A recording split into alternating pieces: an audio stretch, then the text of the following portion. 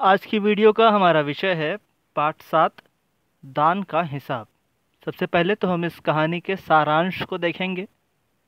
उसके बाद इस पाठ से जुड़े कुछ प्रश्न उत्तर पर भी हम नज़र डालेंगे। तो ये कहानी है एक राजा की।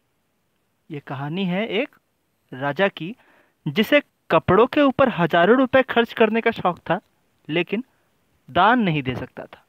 ये जो राजा था वो कपड़ों के ऊपर तो खूब सारे पैसे खर्च करता, लेकिन दान देना उसे पसंद नहीं था। उसके राज दरबार के लोग, उसके राज दरबार में गरीबों, विद्वानों और सज्जनों की कोई पूछ नहीं थी। एक समय की बात है, उस देश में अकाल पड़ गया। अकाल मतलब सूखा पड़ जाना, जब अन्न की कमी हो जाए।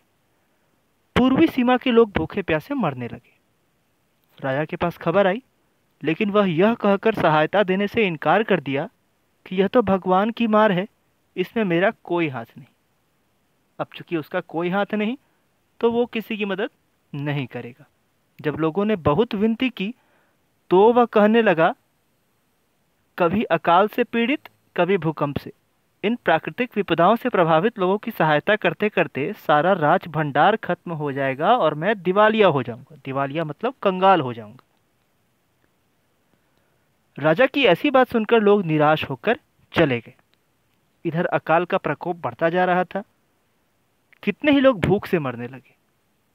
लोग फिर राजा के पास पहुंचे। उन्होंने बहुत विनती की कि सिर्फ 10,000 में ही काम हो जाएगा, लेकिन राजा ने एक भी नहीं सुनी। एक व्यक्ति से रहा न गया।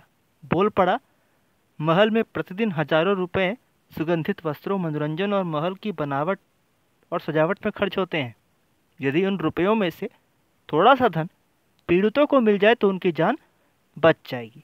यह सुनकर राजा को क्रोध आ गया। लोग डर गए और वहां से चले गए। उनके जाने के बाद वह हंसते हुए बोला, इन छोटे लोगों के कारण नाक में दम हो गया है। मतलब जो प्रजा सबसे सर्वोपरि होती है, उन्हें राजा ने छोटे लोग समझा और कहा कि इससे उनकी नाक में दम हो गया है। 2 दिन बाद राजसभा में एक बूढ़ा सन्यासी आया। 2 दिन बाद राजसभा में एक बूढ़ा सन्यासी आया। उसने राजा को आशीर्वाद दिया और कहा, सन्यासी की इच्छा पूरी करो।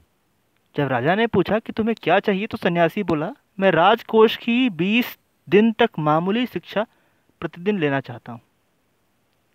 मेरे भिक्षा लेने का नियम इस प्रकार है कि मैं पहले दिन जो लेता हूँ, दूसरे दिन उसका दोगुना, तीसरे दिन उसका दोगुना और फिर चौथे दिन तीसरे दिन का दोगुना। मतलब वह हर अगले दिन पिछले दिन से दोगुना अनाज लिया करता।